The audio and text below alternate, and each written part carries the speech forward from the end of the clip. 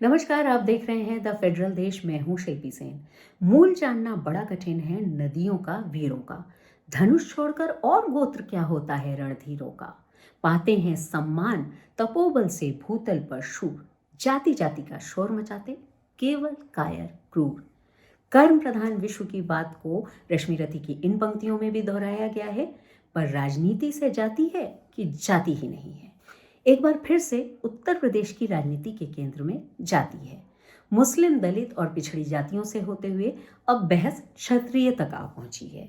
इन दिनों यूपी की सियासत के केंद्र में क्षत्रिय शब्द है।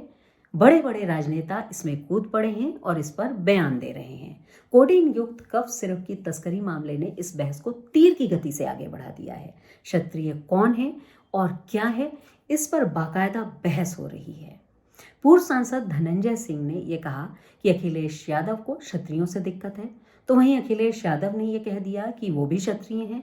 उसके बाद पूर्व सांसद और बीजेपी नेता बृजभूषण शरण सिंह ने इस बात पर मुहर लगा दी, बल्कि यह भी बता दिया कि अखिलेश यादव कौन से वाले क्षत्रिय हैं। दरअसल कोडीन युक्त कफ सिरप की तस्करी का मामला इन दिनों सुर्खियों में है। ताबड़तोड़ कार्रवाई हो रही है। बर्खास्त सिपाही आलोक सिंह और इस 100 करोड़ के अवैध ड्रग नेटवर्क का जो मुख्य आरोपी है अमित सिंह टाटा, उनकी गिरफ्तारी हो चुकी है। बाहुबली सांसद रहे धनंजय सिंह से इनके संपर्क की बात सामने आई है, कई तस्वीरें भी सामने आई हैं। इसको लेते हुए अखिलेश यादव ने यूपी के मुख्यमंत्री पर निशाना साधा और कहा कि मुख्यमंत्री जी, सजातीय बाहुबलियों और माफियाओं पर कार्रवाई कब होगी। पहले भी वो ये बात कहते रहे हैं, लेकिन उसके बाद पूर्व सांसद धनंजय सिंह ने यह कह दिया कि उनको टारगेट नहीं कर रहे हैं अखिलेश यादव, बल्कि वो क्षत्रियों को टारगेट करते ही हैं। अखिलेश यादव पर बोलते हुए धनंजय सिंह ने यह कहा कि अखिलेश यादव को उनसे समस्या नहीं है, क्षत्रियों से समस्या है। उदाहरण दिया उन्होंने कि वो मुख्यमंत्री को लगातार टारगेट करते रहते हैं, निशाना साधते रहते हैं। वो उन पर भी निशाना साध रहे हैं, बल्कि राजा भैया यानी रघुराज प्रताप सिंह राजा भैया, जो अखिलेश की कैबिनेट में मंत्री रहे हैं, जब वो अलग हुए तो प्रतापगढ़ में बोलते हुए अखिलेश यादव ने ये पूछ लिया कि कौन है राजा भैया। तो ऐसे में अखिलेश यादव को क्षत्रियों से कहीं ना कहीं दिक्कत है। बस ये बात थी कि उसके बाद अखिलेश यादव तक भी पहुंची। जब मीडिया ने उनसे ये सवाल किया तो पूर्व मुख्यमंत्री और समाजवादी पार्टी अध्यक्ष अखिलेश यादव ने भी इस पर जवाब दिया। अखिलेश यादव ने कहा कि ये कौन तय करेगा कि कौन क्षत्रिय है। मैं भी क्षत्रिय हूं, उन्होंने खुद को क्षत्रिय बता दिया। अब ये बात भी वहीं खत्म नहीं हुई, बल्कि इसके बाद पूर्व सांसद और बीजेपी नेता बृजभूषण शरण सिंह से भी ये सवाल हुआ। उन्होंने भी इस पर बयान दिया, लेकिन उन्होंने जो बयान दिया उसके बाद ये बहस और गर्म हो गई। बृजभूषण शरण सिंह ने ये कहा और इस बात पर मुहर लगाई कि हाँ, अखिलेश यादव भी क्षत्रिय हैं। उन्होंने जो बात कही वो कहीं ना कहीं मान्य भी है कि जन्म से तो सभी शूद्र होते हैं, पर कर्म से कोई क्षत्रिय होता है, तो अखिलेश यादव भी क्षत्रिय हैं। वो कृष्ण के वंशज हैं, ऐसे में वो भी क्षत्रिय हैं। तो अब उनको यदुवंशीय क्षत्रिय बता दिया बृजभूषण शरण सिंह ने। इसके बाद तो यह मामला सुर्खियों में आ गया। दरअसल 2017 में योगी आदित्यनाथ के मुख्यमंत्री बनने के बाद से लगातार विपक्ष इस बात पर निशाना साधता रहा है कि कहीं ना कहीं क्षत्रियों को जिस तरह से लेकर के एक अलग बायसनेस रहती है, उस पर सवाल उठते रहे हैं। यह भी कहा जाता रहा है कि पोस्टिंग भी जाति देखकर हो रही है। उसके बाद ये भी कहा गया कि उन पर कार्रवाई नहीं होती, वो भी जाति देख करके। और अब जब कोडीन युक्त कफ सिरप की तस्करी का मामला आया तो उसमें भी ये बात सामने आई, क्योंकि उसमें लगातार पूर्व सांसद और जौनपुर के बाहुबली नेता धनंजय सिंह की बात होती रही। धनंजय सिंह ने इस बात को माना भी कि आलोक सिंह जो बर्खास्त सिपाही हैं, उनको वो पहले से जानते थे, बचपन से जानते थे, और किसी के किसी से संबंध हो तो इसका अर्थ ये नहीं कि उसकी बात में वो भी शामिल है। लेकिन अखिलेश यादव खासतौर पर निशाना इस बात पर साध रहे हैं कि सजातीय जो माफिया हैं, अपराधी हैं, उन पर कार्रवाई कब होगी। एक ध्यान देने वाली बात यह भी है कि अखिलेश यादव क्षत्रिय शब्द का प्रयोग कम करते हैं।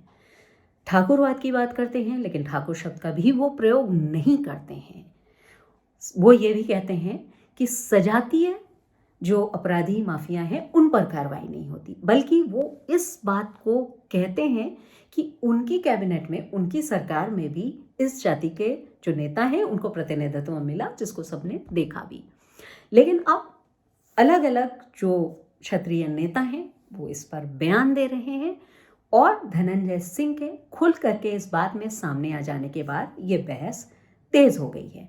हालांकि उत्तर प्रदेश के मुख्यमंत्री योगी आदित्यनाथ भी एक इंटरव्यू में ये बात कह चुके हैं कि उनको क्षत्रिय होने पर गर्व है, अपनी जाति पर।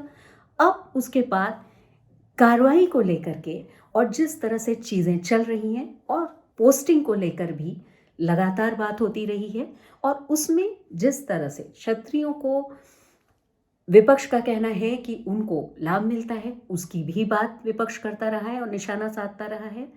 हालांकि सीधे तौर पर अखिलेश की क्षत्रिय या ठाकुर की बात न करना इस तरीके से भी देखा जा सकता है कि आगे आने वाले समय में सियासत उनको भी करनी है, अभी भी कर रहे हैं, लेकिन चुनावी राजनीति में कहीं ना कहीं ये भारी न पड़ जाए। लेकिन बावजूद इसके निशाना साधने के लिए वो ये बात कहते हैं। इधर धनंजय सिंह ने जो बात कही, उन्होंने एक तरह से उनकी बात को या उनको जिस तरह से टारगेट किया जा रहा है उसको उन्होंने सभी क्षत्रिय नेताओं से जोड़ दिया और अखिलेश यादव पर उल्टा निशाना साध दिया। लेकिन इसमें सबसे अहम बात बृजभूषण शरण सिंह ने कही। उन्होंने मुहर लगा दी कि अखिलेश यादव ने जो कहा है वो सही है, वो भी क्षत्रिय हैं, वो यदुवंशी क्षत्रिय हैं क्योंकि वो कृष्ण के वंशज हैं। अब ये मामला चर्चा में है, आने वाले समय में इस पर कई नेता अपने बयान देंगे, लेकिन इतना तय है कि उत्तर प्रदेश की राजनीति में एक बार फिर से जाति केंद्र में है, क्षत्रिय शब्द केंद्र में है और इसको लेकर के तमाम बातें हो रही हैं, वाद पलटवार हो रहा है, अपराध और अपराधी पर कार्रवाई होनी चाहिए, लेकिन जाति पर भी बात हो रही है इसी बहाने से। तो ये ज़रूर है। इसके अलावा एक बात और, वो ये कि बृजभूषण शरण सिंह ने जिस तरह से अखिलेश यादव का समर्थन किया, ये पहली बार नहीं है। पिछले कुछ समय से लगातार वो अखिलेश यादव की हर बात का समर्थन करते रहे हैं, ज़्यादातर बातों का करते रहे हैं, कुछ मुद्दों को छोड़ करके। ऐसे में ये भी एक अपने आप में सोच का विषय है कि क्या हो सकती है, या राजनीति का जो ऊंट है वो कई बार किस करवट बैठेगा ये पता नहीं चलता है। फिलहाल यूपी की राजनीति के केंद्र में क्षत्रिय हैं, आने वाले समय में कई और नेताओं के बयान इस पर सामने आ सकते हैं।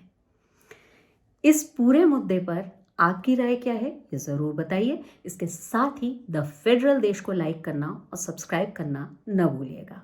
धन्यवाद।